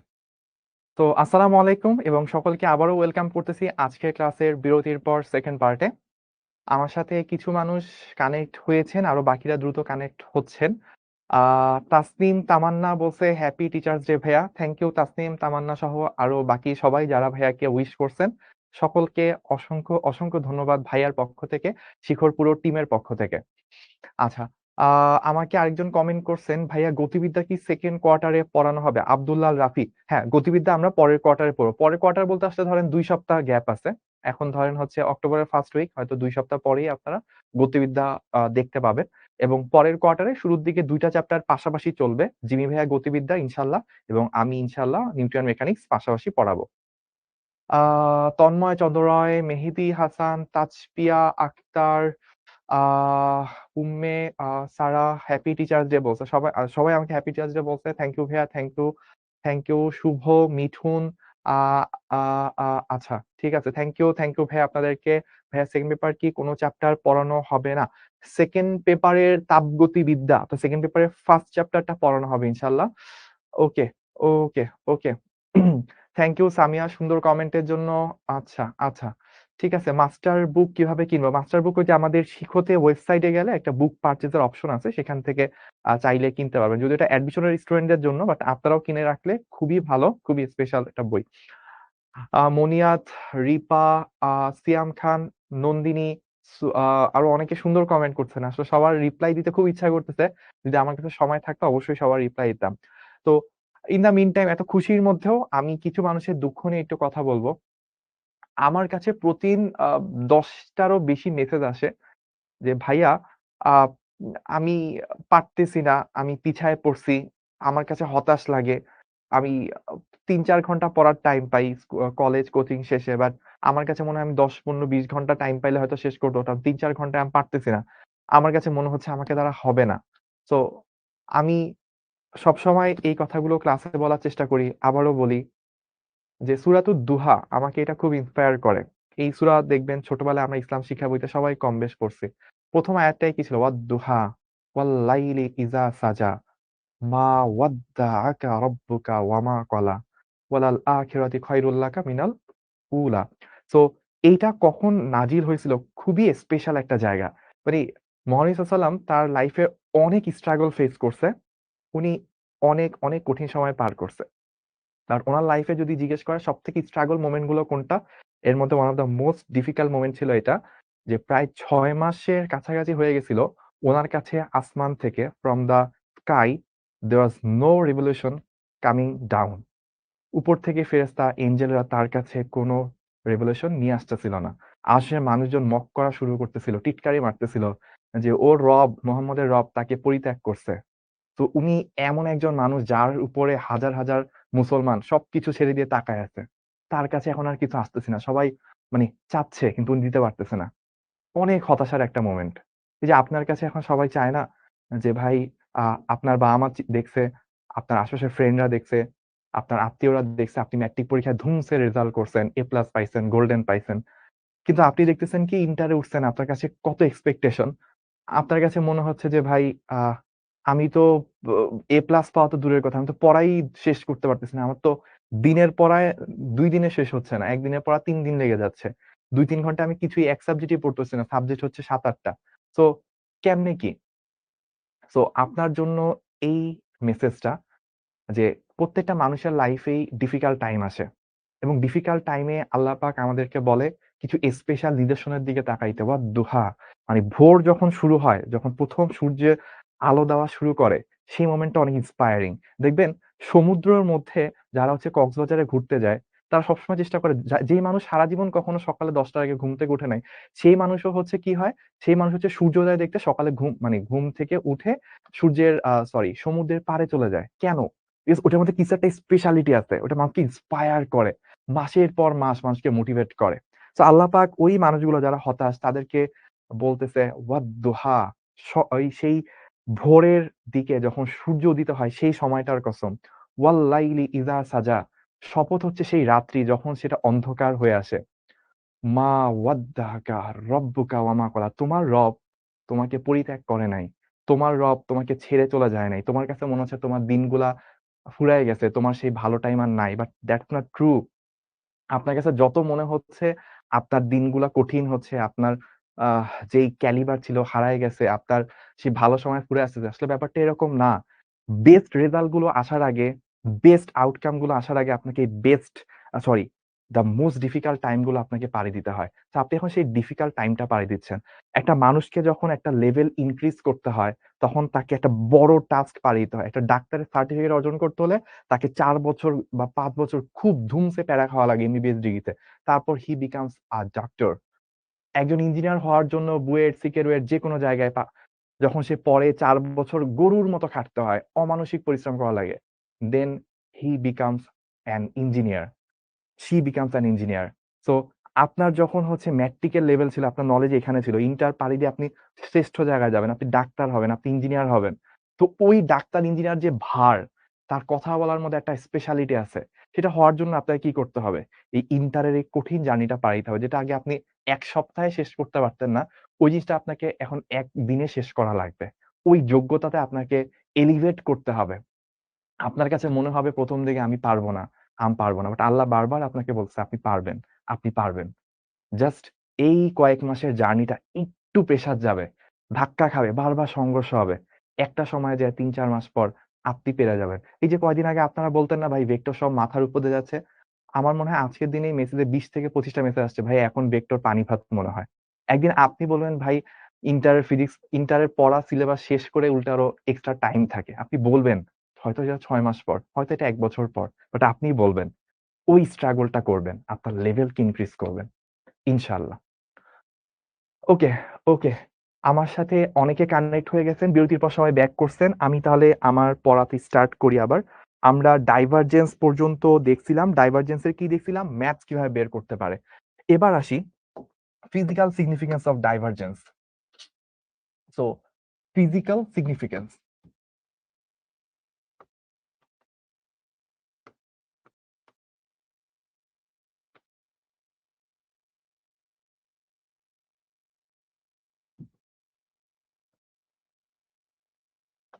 সো ডাইভারজেন্স এর স্পেশালিটিটা কি? এটা আসলে কি মিন করে সেটা আমাকে বুঝতে হবে।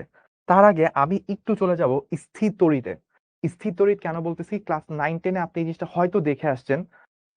আহ আমাকে একজন কমেন্ট করছে খুব দুঃখ ভারাক্রান্ত মনে, মোহাম্মদ সাঈদ, যে ভাইয়া হ্যান্ডরাইটিং খারাপ হলে কি এইচএসসি রেজাল্টে এফেক্ট পড়ে?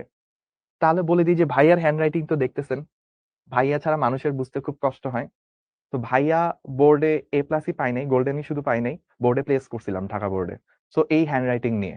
So if I can do it, you will definitely be able to do it. I hope you got the answer. Physical significance of divergence. ডাইভারজেন্সের ফিজিক্যাল সিগনিফিকেন্স, এটা তাৎপর্যটা আসলে কি? এটার ব্যাপারটা হচ্ছে বুঝতে হইলে আমাকে একটু চলে যেতে হবে স্থির তড়িতে। স্থির তড়িৎ কি? স্থির তড়িতের ক্ষেত্রে কিছু জিনিস আপনার কাজে লাগবে। আপনি ধরেন একটা প্লাস চার্জ নিলেন, একটা প্লাস চার্জ।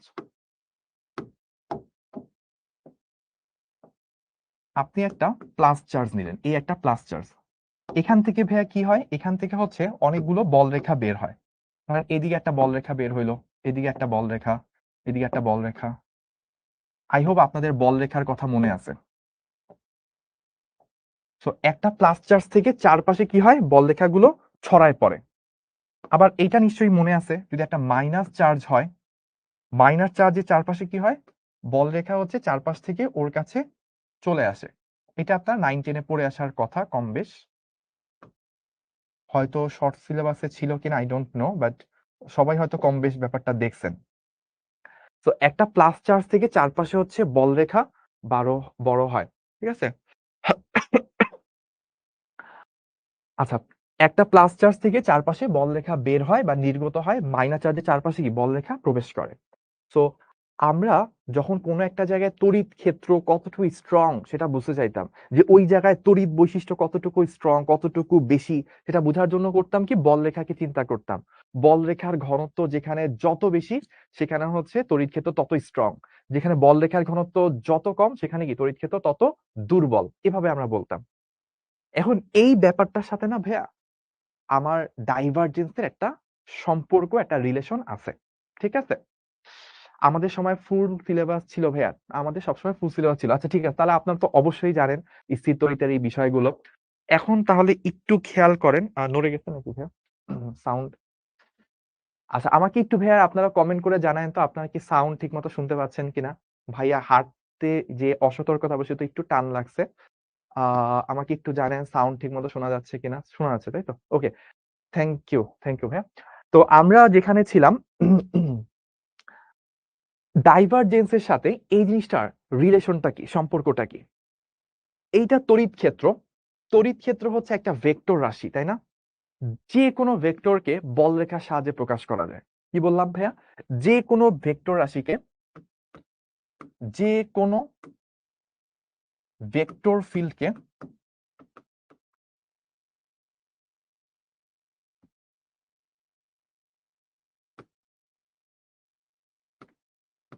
বলরেখার সাহায্যে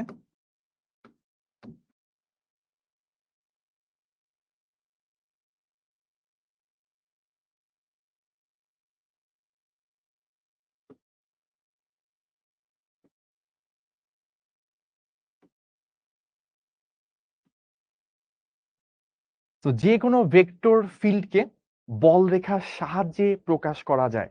অর্থাৎ আপনি বললেন যে এই রুমটা একটা ভেক্টর ফিল্ড। কিসের ভেক্টর ফিল্ড? ধরেন আমার একদম মাথা বরাবর হচ্ছে একটা এসি আমার দিকে তাক করা আছে। এসি থেকে কি বের হচ্ছে ভাইয়া? বাতাস বের হচ্ছে, তাই না? বা আপনি চিন্তা করেন উপরে একটা ফ্যান আছে। ফ্যানটা কি করছে? এরকম বাতাস তৈরি করতেছে রুমটার মধ্যে। তাহলে এই রুমটার মধ্যেই হচ্ছে ফ্যানের বাতাসটা সীমাবদ্ধ এবং ফ্যান থেকে যত দূরে যাব বাতাসটা তত কমতেছে। আর বাতাস তো একটা ঘুরতেছে, ওর একটা বেগ আছে। এই বেগটা একটা ভেক্টর রাশি এবং এই পুরা রুমটার মধ্যে ভেক্টর রাশিটা ফ্যান থেকে যত দূরে যাব তত কমতেছে। এটা নিশ্চয় সূত্র মেনে চলে। তাহলে এই পুরা রুমটা বাতাসের জন্য বা বাতাসের বেগের জন্য একটা ভেক্টর ফিল্ড। এখন ভেক্টর ফিল্ডটা আমরা কিভাবে প্রকাশ করতে পারি? ধরেন আপনি একটা রুম নিলেন। এইটা ধরেন একটা রুম।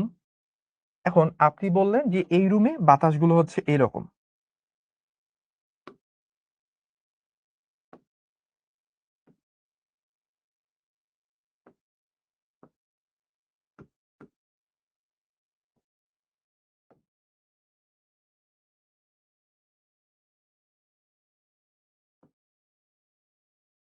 দেখেন তো খেয়াল করে, এগুলো দ্বারা আমি কি বুঝাচ্ছি? বাতাসের বল রেখা।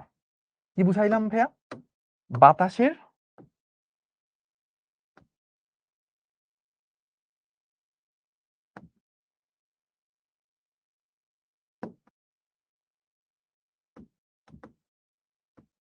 বাতাসের বেগের বল রেখা। এবং আমি আপনাকে একটু সুন্দর করে আঁকতে হইতো হয়তো। আমার আঁকাটা খুব একটা সুন্দর হয়নি। একটু সুন্দর করে আঁকি। আমি জানি এই জিনিসটা আপনি আর কোথাও দেখবেন না। সো আপনার ফ্রেন্ড আপনাকে হয়তো জিজ্ঞেস করবে, ভাই এই জিনিসটা এটা কিভাবে বুঝাইছে? কোথা থেকে বুঝাইছে? তো আপনি তো অবশ্যই শেয়ার করবেন, কিন্তু আপনি যেন একটু সুন্দর করে শেয়ার করতে পারেন, তাই ভাইয়া একটু সুন্দর করে আঁকতেছি।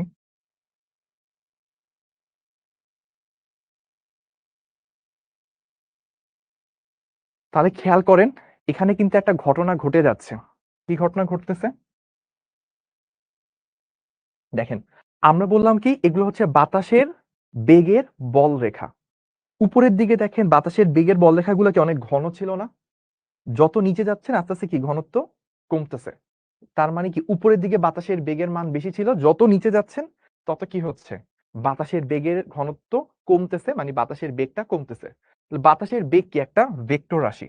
এইটা কি? এটা হচ্ছে একটা ভেক্টর রাশি। একটা ভেক্টর রাশি। তাহলে এই যে বাতাসের বেগ একটা ভেক্টর রাশি, এই ভেক্টর রাশিটা কি? যত উপর থেকে নিচে যাচ্ছি দূরত্ব অনুসারে আস্তে আস্তে পরিবর্তন হচ্ছে। একটা ফর্মুলা, যত দূরত্ব বাড়বে তত হচ্ছে কি হবে? আমার ভেক্টর রাশির মানটা তত কমবে। তো এইসব ফর্মুলা মেনটেন করে চলতেছে কোথার মধ্যে? এইটুকু রুমের ভিতরে। তাহলে এই রুমটা আমি কি বলতে পারি ভাইয়া, আমি কি এই কথাটা বললে ভুল হবে যে এই রুমটি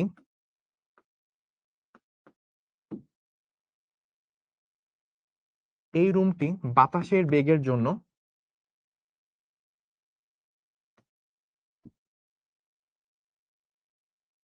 ভেক্টর ফিল্ড, তাই না? এই রুমটা হচ্ছে বাতাসের বেগের জন্য একটা ভেক্টর ফিল্ড। এখন তাহলে দেখেন একটা ভেক্টর ফিল্ড বোঝানোর জন্য আমি কেন এত প্যারা নিলাম, বিকজ ডাইভারজেন্স আপনি কিছুই বুঝবেন না যদি আপনি এই ভেক্টর ফিল্ডটা বুঝতে না পারেন। এবার আসি যে ডাইভারজেন্স আপনাকে কি বোঝায়। ডাইভারজেন্স বোঝায়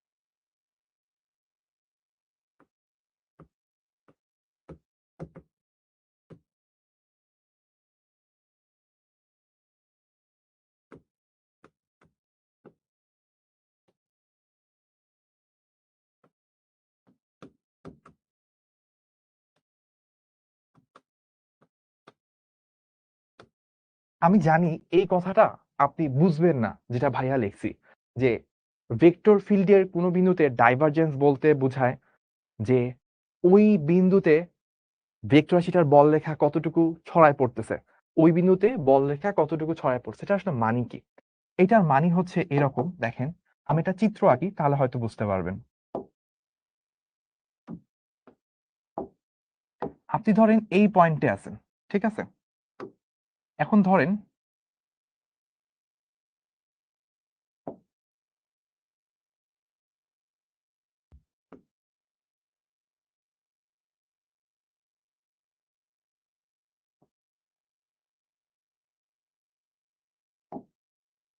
ধরেন এইগুলো হচ্ছে ভেক্টর বল রেখা। এগুলো কি? এগুলো হচ্ছে বল রেখা। এখন আপনি যদি এখানে কোনো একটা পয়েন্ট চুজ করেন, ধরেন আপনি বললো যে এ বিন্দু, আপনি এ একটা বিন্দু নিলেন।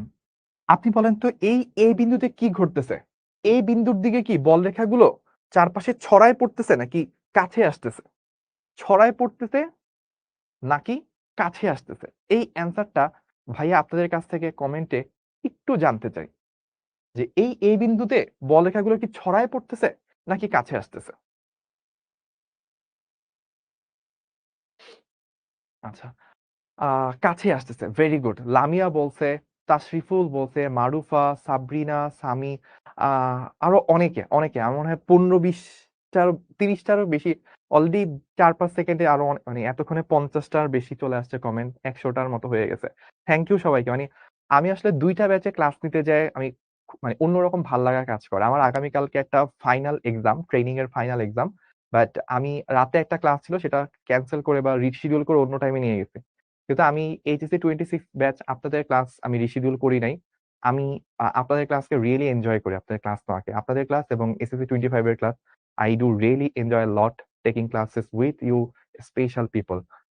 তো আমরা যেটা বলতেছিলাম যে ভাইয়া এইখানে বল রেখাগুলো কি হচ্ছিল? কাছে আসতেছিল। কাছে যদি আসে, কাছে আসলে ডাইভারজেন্স ইকুয়ালস টু নেগেটিভ। যদি কাছে আসে তার মানে ডাইভারজেন্স কি? নেগেটিভ। ডাইভারজেন্স কি বুঝায় ভাইয়া? কোন একটা বিন্দুতে বল রেখা কতগুলো ছড়ায় পড়তেছে। এখানে কি ছড়ায় পড়তেছে? না, তার উল্টা ঘটনা ঘটতেছে। তার মানে এখানে ডাইভারজেন্স নেগেটিভ। যদি উল্টাটা ঘটতো, ধরেন এইরকম যদি ঘটতো কাহিনী,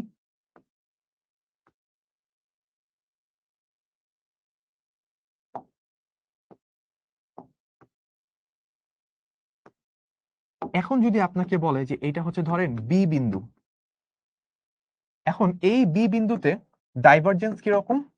এইখানে ডাইভারজেন্স হচ্ছে পজিটিভ। কেন পজিটিভ? বিকজ হচ্ছে এখানে কি হচ্ছে, বলরেখাগুলো ছড়িয়ে পড়তেছে। এখানে হচ্ছে বলরেখাগুলো ছড়িয়ে পড়তেছে। তো যদি বলরেখাগুলো ছড়িয়ে পড়ে তার মানে কি বলরেখাগুলো প্রসারিত হয়েছে। ভাইয়া আপনি পজিটিভ দিয়েছেন, ভাই আমি কি পজিটিভ দিছিলাম? ও ও ও সরি, এটা আমি হচ্ছে নেগেটিভ, এটা নেগেটিভ বলা উচিত ছিল, আমি ভুলে পজিটিভ দিয়েছি গতি জড়তার কারণে। তাহলে যখন বলরেখাগুলো কাছে আসলে মানে কি? কাছে আসলে মানে ডাইভারজেন্সটা নেগেটিভ। আর যদি ছড়ায় পড়ে তার মানে কি ডাইভারজেন্সটা পজিটিভ। তাহলে ডাইভারজেন্স বলতে বোঝায় কোন বিন্দুতে বলরেখাগুলো কি ছড়ায় পড়তেছে নাকি কাছে আসতেছে। আচ্ছা ভাইয়া বলেন তো যদি এরকম চিত্র হইতো তাহলে কি হইতো?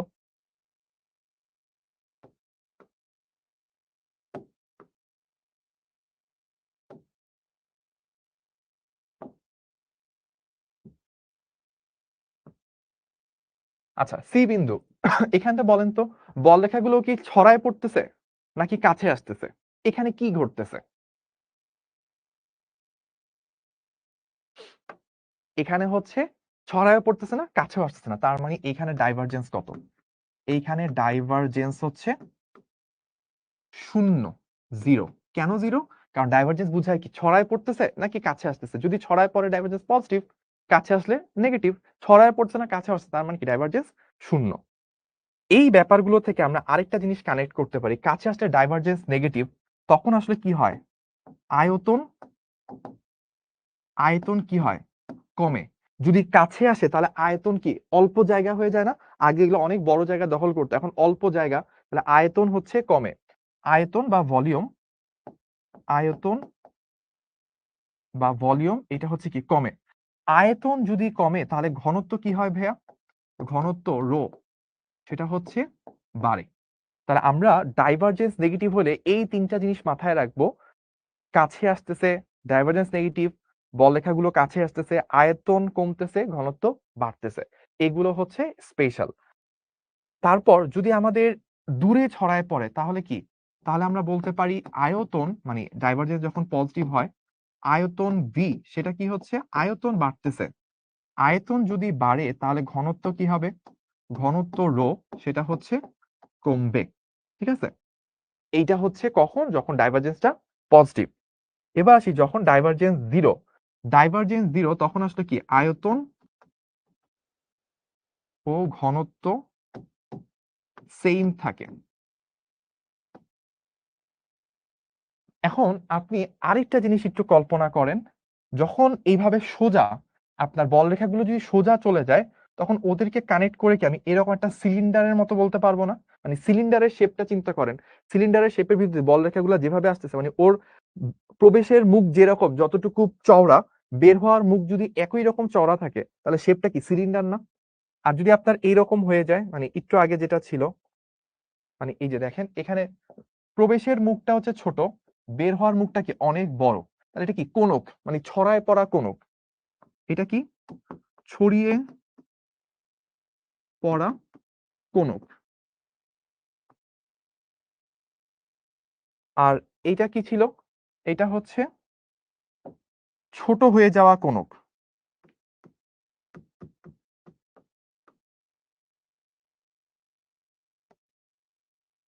মানে আপনার যেদিক দিয়ে প্রবেশ করতেছে ওই মুখটা বড়, যেদিক দিয়ে বের হচ্ছে ওই মুখটা ছোট। তাহলে এই রকম হচ্ছে কোণক। এটা হচ্ছে কাছে আসা বা ছোট হয়ে যাওয়া কোণক। এটা কি ছিল? ছড়িয়ে পড়া কোণক। আর এটা তো কোণক না, এটা কি শেপের? Cylinder shape. তার মানে মাথায় রাখবেন ডাইভারজেন্স যদি জিরো আসে তাহলে এইটাকে বলা হয় কি? এইখান তখন বলা হয় হচ্ছে সিলিন্ড্রিকাল, সরি সলিনয়েডাল।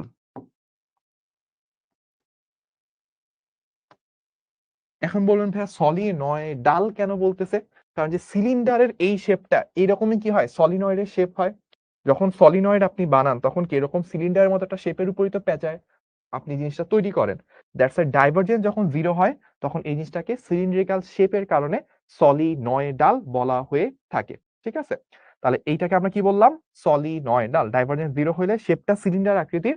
সিলিন্ডারটা আকৃতি কোথায় থাকে? সলিনয়েডালের ক্ষেত্রে থাকে, সলিনয়েডের ক্ষেত্রে থাকে। তাই এইটাকে বলা হয় ডাইভারজেন্সটা যেহেতু জিরো তাহলে ওই বিন্দুতে ভেক্টর ফিল্ডটা হচ্ছে কিরকম? সলিনয়েডাল টাইপের। ঠিক আছে? তাহলে আমরা এইটুকু পর্যন্ত শেষ, ডাইভারজেন্স শেষ। ছোট্ট করে এবার আমরা একটু কার্লটা করব। ওদের কি ভাই 7টায় ক্লাস আছে আরেকটা? 10-15 মিনিট এক্সট্রা নিব। কার্ল আমরা 10-15 মিনিট একটু এক্সট্রা ক্লাস করে তারপর আমরা হচ্ছে শেষ করে ফেলবো। কার্ল জিনিসটা কি? কার্ল জিনিসটা হচ্ছে এমন একটা অপারেটর যেটার হচ্ছে ইনপুট, ইনপুট হচ্ছে কি? ইনপুট একটা ভেক্টর এটার ইনপুট একটা ভেক্টর এবং আউটপুট সেটাও হচ্ছে ভেক্টর। আউটপুট কি? আউটপুটও একটা ভেক্টর। এখন কার্ল জিনিসটা কিভাবে ঘটে? কার্লের ক্ষেত্রে ধরেন যেটা ঘটে সেটা হচ্ছে আপনার একটা অপারেটর দেওয়া আছে। অপারেটরটা কি? অপারেটরটা হচ্ছে ন্যাবলা। অপারেটরটা হচ্ছে সেই ন্যাবলা অপারেটর, বা এটাকে অনেক সময় ডেল অপারেটরও বলা হয়ে থাকে। আর ইনপুটটা কি? ইনপুট হচ্ছে আপনার একটা ভেক্টর ফিল্ড, ধরেন ভি এক্স ওয়াই জেড। তো আপনার ইনপুটটা ধরেন এরকম দিয়ে দিছে 2zi plus 3xyj plus 2z³ এই হচ্ছে একটা আপনার ইনপুট দিছে। তো এখনো আপনাকে আগের কাজটাই করতে বলল যে 2,3,5 বিন্দুতে, এটা কি করলো? একটা কোশ্চেন দিল আপনাকে। 2,3,5 বিন্দুতে 2,3,5 বিন্দুতে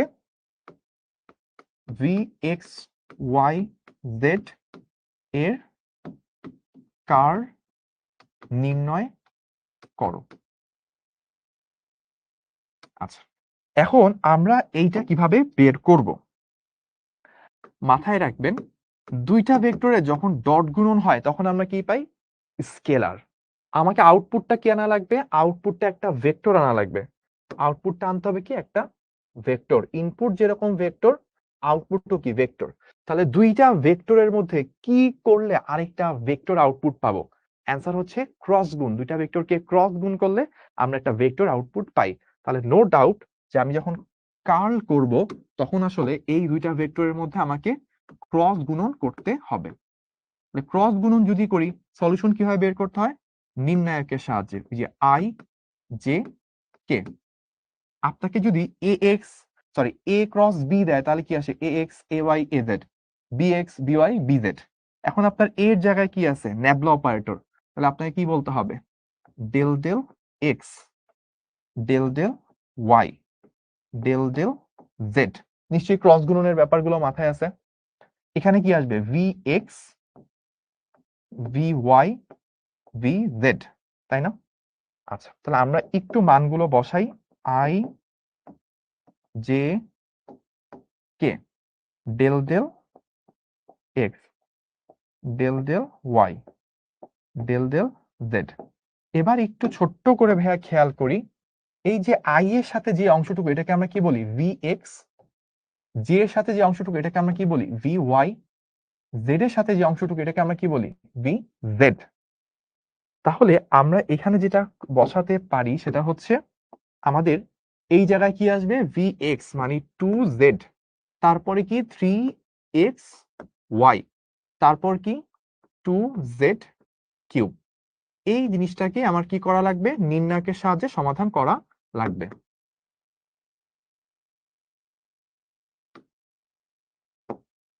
তাহলে চলেন আমরা সমাধান করি। সমাধান যখন করব, আই এর সাথে কি আসবে? আমরা যদি আই এর সাথে চিন্তা করি, আই এর সাথে যখন করব এই রো আর এই কলাম বাদ যাবে।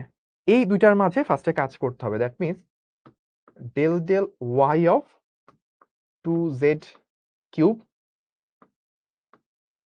মাইনাস এই এ জেড বি ওয়াই এদের মাঝে কাজ হবে। তাহলে del del z of 3xy এইটা হবে। আচ্ছা, তারপর কি হবে? মাইনাস জে যখন আমি নিব তখন আমার কি হবে? তখন ধরেন আমি একটু অন্য কালার দিয়ে বলতেছি। আমি যখন জে এর সাপেক্ষে করব তখন আসলে কি ডিডি এক্স এর সাথে 2z³ এটা ফার্স্টে হবে। তাহলে ডিডি এক্স হবে কি? 2z³ মাইনাস, এবার ডেল ডেল জেড এর সাথে 2z এটা হবে। তাহলে del del z of 2z এইটা আমি করলাম। আচ্ছা, তারপর আমার কি করতে হবে? তারপর আমার কে এর সাপেক্ষে করব, তাই না? তাহলে প্লাস কে।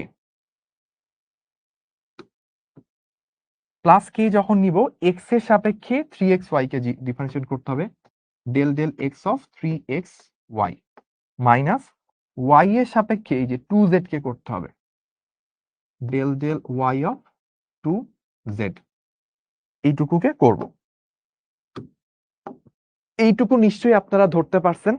এবার দেখেন, আমরা যখন ডিফারেন্সিয়েশন করব, ওয়াই এর সাপেক্ষে যখন জেড কে করব, ওয়াই এর সাপেক্ষে করলে কি ওয়াই বাদে এক্স এর এগুলো কনস্ট্যান্ট, তাই এই ডিফারেন্সিয়েশনটা কি আসবে, আই এর ভিতরে প্রথমে এই জিনিসটা আসবে হচ্ছে 0। কেন 0? কারণ ওয়াই এর সাপেক্ষে জেড তো ধ্রুব, মাইনাস জেড এর সাপেক্ষে জেড বাদে অন্যান্য জিনিস সব কি ধ্রুব, তাহলে এটা বাদ। তারপর এক্স এর সাপেক্ষে 2z কিউব কে করব, এক্স যেহেতু নাই ভিতরে তাহলে বাকিটা কনস্ট্যান্ট, ডিফারেন্সিয়েশন করলে 0। জেড এর সাপেক্ষে 2z কে করলে কি আসবে, জাস্ট -2 অবশিষ্ট থাকবে। এখানে কি আছে, এখানে জে ক্যাপ আছে, প্লাস এবার হচ্ছে লাস্টেরটা কে ক্যাপ। এক্স এর সাপেক্ষে 3xy কে করব, তাহলে কি পাবো, তাহলে জাস্ট 3y পেয়ে যাব। ওয়াই এর সাপেক্ষে 2z করব, তাহলে যেহেতু ওয়াই ভিতরে নেই কনস্ট্যান্ট, ডিফারেন্সিয়েশন করলে 0। তাহলে আমরা কি পাচ্ছি, এখানে পাচ্ছি হচ্ছে 2j, আর ওইখানে কি পাচ্ছি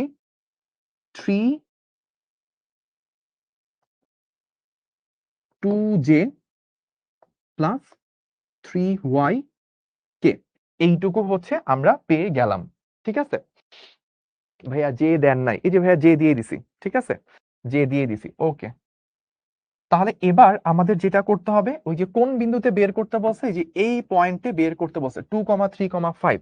তাহলে আমরা যদি কার্লটা বের করি, কার্ল বের করব যে কার্ল অফ ভি বের করতে হবে কোন পয়েন্টে, 2,3,5 বিন্দুতে। তাহলে আমাদের আসবে কি 2j অ্যাজ ইট ইজ থাকবে 3 ইন্টু ওয়াই, তাহলে 3 ইন্টু 3, 3 3 কত হবে 9k।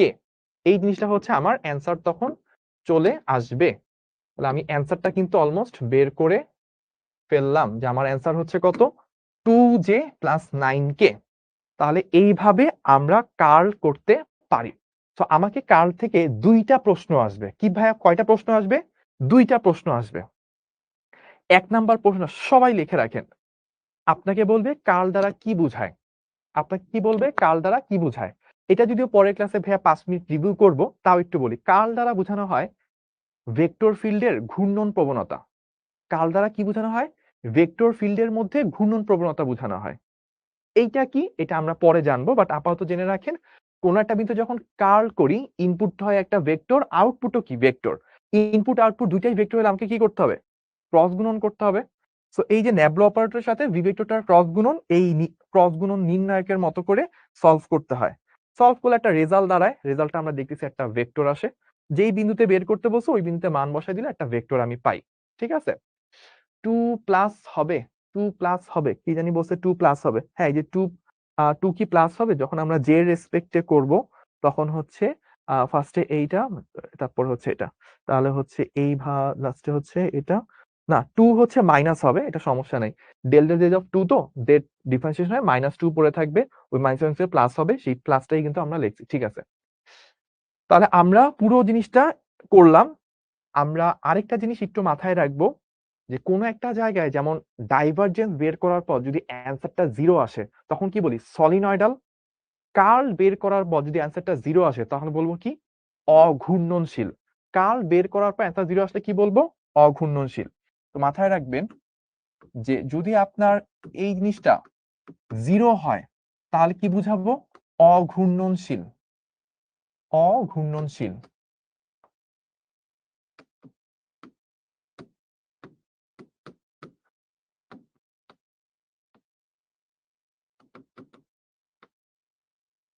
আর যদি নট ইকুয়ালস টু 0 হয় তাহলে হচ্ছে ঘূর্ণনশীল বা রোটেশনাল। তো আপনাকে যখন কার্ল বের করবে, কার্লের ভ্যালু বোঝায় যে ভেক্টর ফিল্ডটা, কোন ভেক্টর ফিল্ডের মধ্যে ঘূর্ণনের ক্ষমতা আছে কিনা, ওই ভেক্টর ফিল্ডটা কোন একটা বস্তুকে ঘুরাইতে পারে কিনা, সেটা হচ্ছে কার্ল। কার্লের মান যত বেশি আসবে সে হচ্ছে তত বেশি ঘুরাইতে পারে, এবং ঘূর্ণনটা কোন দিকে হবে সেটাই হচ্ছে কার্লের দিক। কার্লে আপনি কি পান, একটা আউটপুট, একটা ভেক্টর পান না। ভেক্টর কি থাকে, মান থাকে এবং হচ্ছে দিক থাকে। মানটা বোঝায় যে ও ওই ভেক্টর ফিল্ডের মধ্যে কোন একটা বস্তুকে রাখলে সেটাকে কত বেশি ঘুরাইতে পারবে, ওই মানটা হচ্ছে সেই জিনিসটাকে ইন্ডিকেট করে। এবং কোন দিকে সেই ঘূর্ণনটা হবে সেটা হচ্ছে দিক থেকে পাওয়া যায়। আমাকে একজন বলছে ৩ নাম্বার লাইনটা। তো ১ নাম্বার ২ নাম্বার এটা যদি ৩ নাম্বার লাইন হয়, আমরা ওই যে এইটাকে AX চিন্তা করেন, AY AZ, BX BY BZ। Cross গুণনের যে সূত্র ছিল, ফার্স্টে এইটা যখন I এর রেসপেক্টে করব, AY BZ minus AZ BY।